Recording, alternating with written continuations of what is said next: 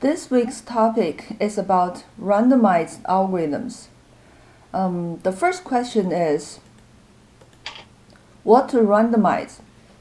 There are actually two different situations. First is that the world behaves randomly. That means the input data are in random order, and we use traditional algorithm to solve it. And that usually corresponds to the average case analysis, where we have to define what average case is, and that is related to some kind of random number generation. And the other situation is that the algorithm behaves randomly. That is, we're supposed to handle the worst case input. When making the best decision takes too much time, instead, we let the algorithm make random decisions. And that is the topic for today, the randomized algorithms. When we hear the word random, it usually relates to some sort of uncertainty, right?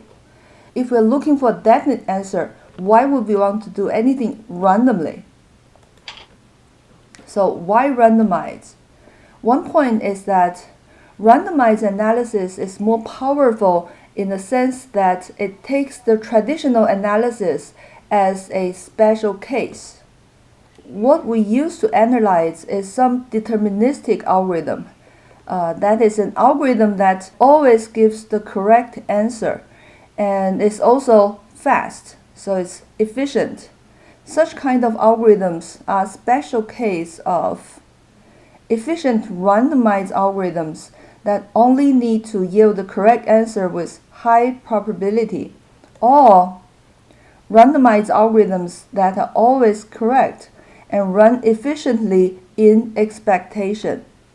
So you see here we have two keywords, efficient and deterministic. So there are two kinds of randomized algorithms. One is efficient, but not always correct, not deterministic. Okay. And the other one is deterministic, but not always efficient, when the runtime depends not only on the input size, but also on the random number involved. The idea of randomized algorithms can be applied to solve many problems. A real case application is the load balancing, or say the symmetry breaking among processes in a distributed system, when communication among processes was difficult. So when it's too expensive to do a coordination and the synchronization, randomization would be a good choice, mainly because it's simpler. Well, to analyze randomization, we're going to need some knowledge on probability. So let's have a quick review. Here we denote the probability of the event A by PR of A. So that's defined to be. And A bar is defined to be the complementary of the event A. It's the cases when A did not occur. So obviously we have that the probability of A did occur and A did not occur altogether is 100%. And E of X is defined to be the expectation of the random variable X.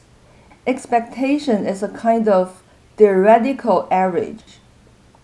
It's the sum of all the values that X can take times the probability of X taking that value. So it looks like we need to get all the observations in order to compute this E of X, which is, practically speaking, impossible.